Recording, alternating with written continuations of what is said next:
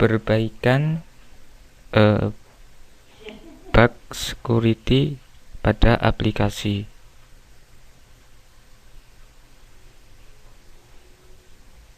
Dalam rangka pengamanan pada aplikasi Dapodik meningkatkan keamanan aplikasi dengan menutup celah yang memungkinkan pengguna untuk mengakses langsung ke dalam sistem aplikasi.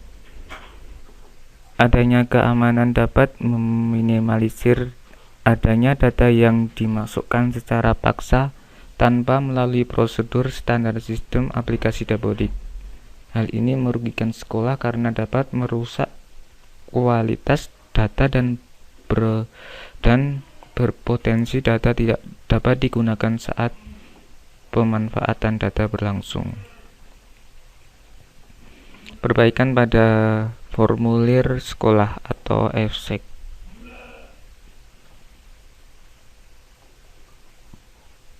Perbaikan ketika mengganti profil operator sekolah, mengganti foto profil operator sekolah. Pada aplikasi Dapodik ini kita bisa men-setting tampilannya ya. Namun ini hanya untuk lokal, tidak dikirim ke server. Biasanya kalau fotonya bagus kan kita semangat dalam mengentry data. Kira-kira begitu. Kemudian pembaruan pengaktifan atribut data GTK berupa nama, NUPTK, tanggal lahir,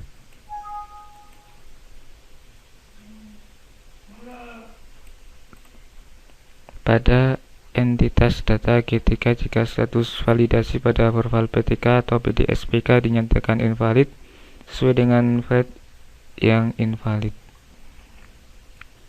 Pengaktifan ini berkaitan dengan data yang ada dalam rekap validasi pusat.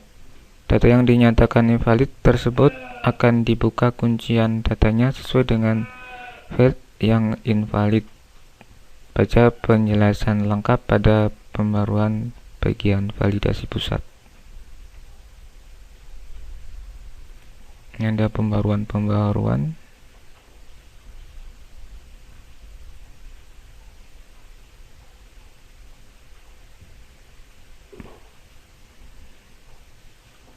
Sekarang ada pembaruan kartu pegawai. Kartu pegawai atau Karpek adalah kartu identitas pegawai negeri sipil dalam arti bahwa pemegangnya adalah pegawai negeri sipil. Kartu ini berlaku selama yang bersangkutan menjadi pegawai negeri sipil, atau dengan perkataan lain, apabila yang bersangkutan telah berhenti sebagai pegawai negeri sipil, maka Karpek dengan sendirinya tidak berlaku lagi. Isian yang dimasukkan ke dalam aplikasi Dapodik adalah nomor identitas kartu tersebut. Sedangkan KARIS atau karsu adalah identitas istri atau suami pegawai negeri sipil dalam arti bahwa pemegangnya adalah istri atau suami sah dari pegawai negeri sipil yang bersangkutan. Kepada setiap istri pegawai negeri sipil diberikan kartu istri atau yang disingkat KARIS, dan kepada suami atau pegawai kepada setiap suami pegawai negeri sipil diberikan kartu suami yang disingkat karsu. Isian yang dimasukkan di dalam aplikasi Dapodik adalah kartu identitas tersebut. Wah, baru nih. Pembaruan pemisah antara guru dan tenaga kependidikan atau TENDIK. Pada aplikasi versi 2017 terdapat pemisah antara menu GTK menjadi dua bagian, yaitu tab guru dan tab tenaga kependidikan. Fungsinya ini adalah untuk mempermudah pendataan antara guru dengan tenaga kependidikan. Perbaikan validasi.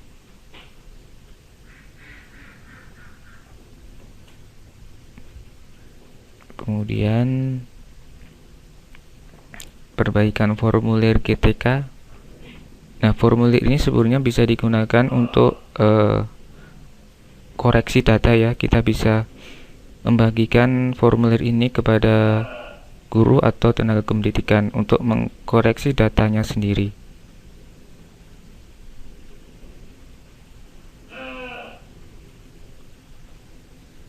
Penambahan fitur peran ketika dapat login ke aplikasi. Penambahan ini dilakukan agar ketika bersangkutan dapat mengecek masing-masing menggunakan login khusus GTK. Pada saat GTK berhasil login, maka menu yang tampil pada aplikasi hanya menu beranda, guru, tendik, dan profil pengguna, seperti gambar ini. Seperti PMB, ini bisa login sendiri. Maka nanti bisa kita coba untuk menggunakan WiFi. Kita bisa konekkan ke smartphone dengan router ataupun dengan ad hoc.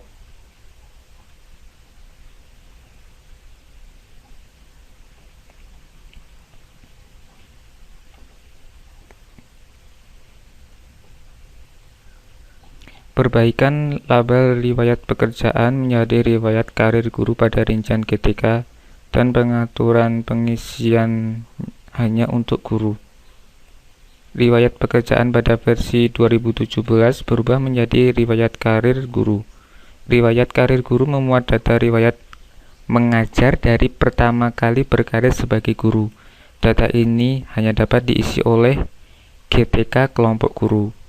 Menu ini di disable bagi GTK kelompok tenaga pendidikan.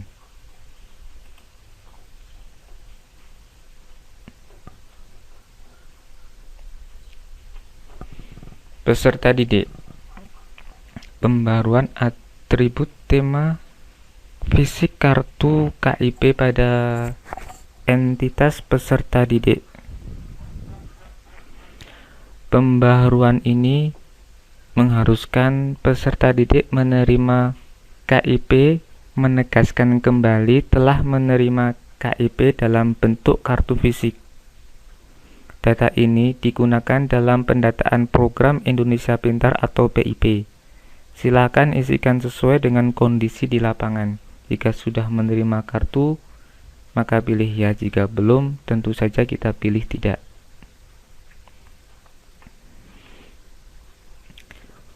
Pembaharuan pengaktifan atribut data PD berupa NISN, nama, tanggal lahir, nama ibu kandung pada entitas data peserta didik jika status validasi pada verbal PDSPK dinyatakan invalid sesuai dengan file yang invalid. Pengaktifan ini berkaitan dengan data yang ada di dalam rekap validasi pusat. Data yang dinyatakan invalid pada data yang dinyatakan invalid tersebut akan dibuka kuncian datanya sesuai dengan file yang invalid.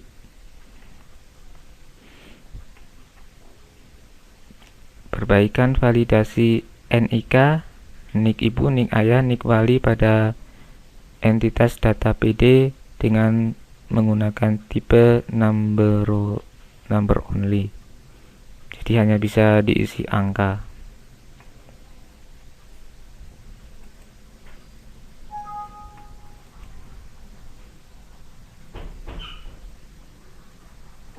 Validasi nama.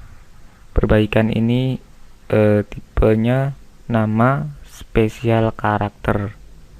Perbaikan ini dilakukan untuk mengurangi ketidakwajaran data pada identitas PD, khususnya nama PD, nama ibu kandung, nama ayah, dan nama wali. Perbaikan pada versi 2017 ini menggunakan sistem regex atau filter karakter A sampai Z, A besar, maksudnya huruf kapital, A besar sampai A kecil sampai Z, petik di atas.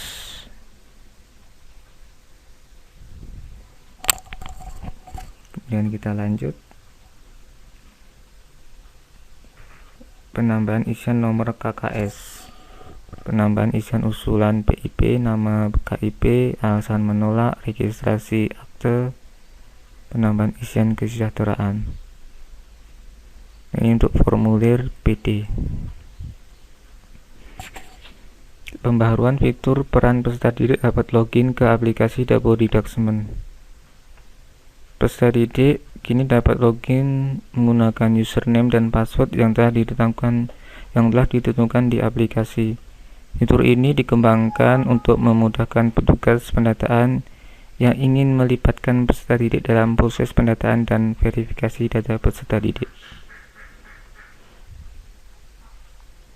Penambahan kolom baru asal sekolah pada registrasi peserta didik. Nah, di sini bisa muncul sekolah asalnya.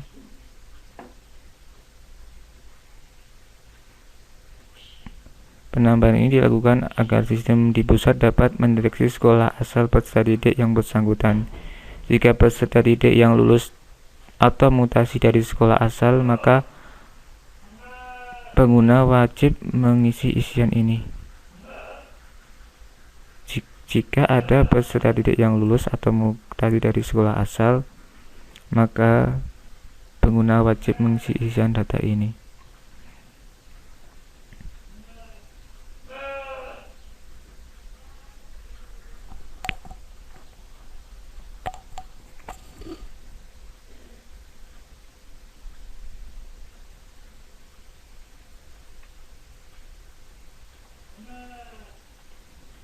Rombel. Nah, ini copy paste-nya dinonaktifkan karena di sini kita hanya memilihnya.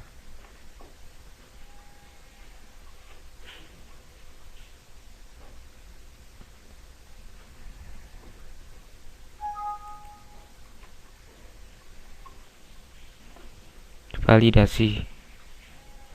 Penambahan menu baru validasi pusat yang berguna untuk merangkum semua data yang dianggap bermasalah oleh pusat.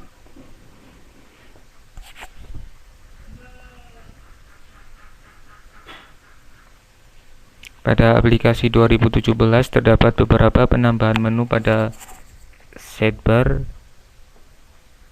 Salah satunya adalah menu validasi pusat. Menu ini ditambahkan untuk memberikan informasi data-data yang masuk ke dalam validasi pusat seperti NUPTK tidak valid, NISN tidak valid, SK izin operasional yang belum terisi, dan lain-lain. Validasi pusat adalah data yang terdeteksi tidak lengkap dan tidak wajar.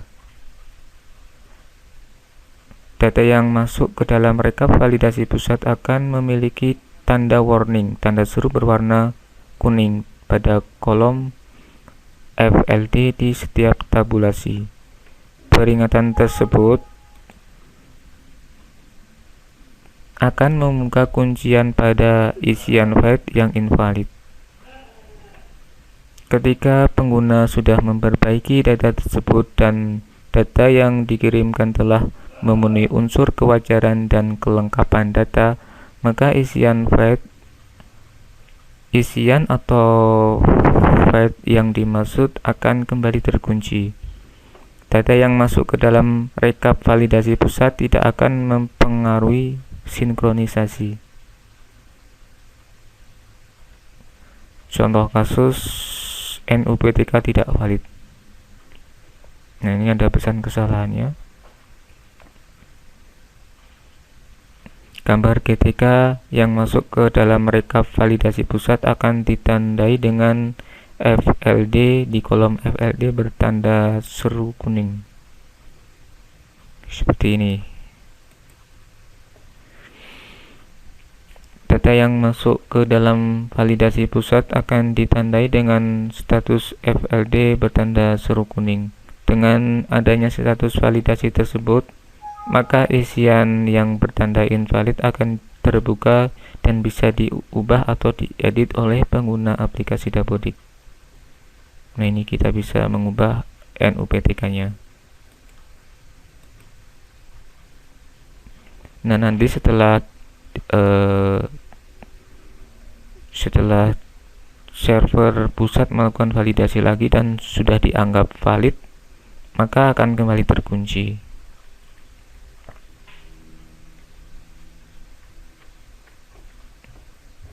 Ini juga berlaku untuk NISN.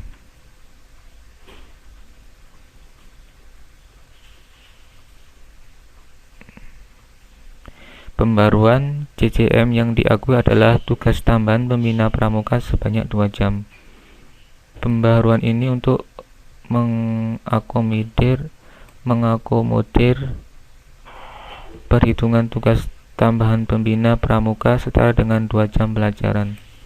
Perhitungan jam ini mengikuti aturan dari GTK terkait perhitungan jam tugas tambahan. Kemudian penambahan aturan validasi untuk memperketat kewajaran dan kelengkapan data GTK.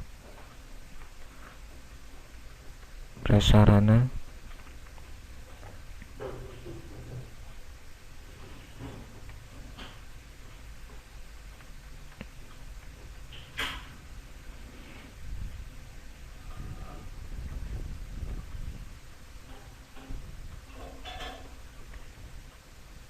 Pengiriman data. Sebenarnya prasarana ini juga penting ya, kita harus mengisikannya dengan lengkap.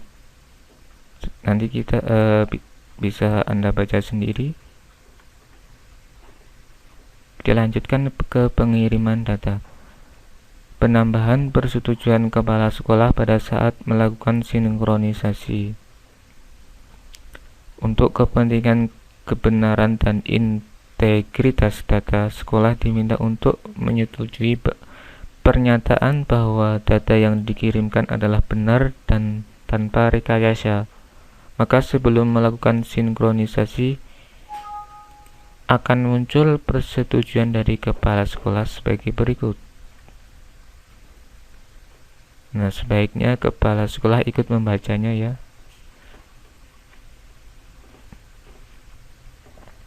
Penambahan data referensi.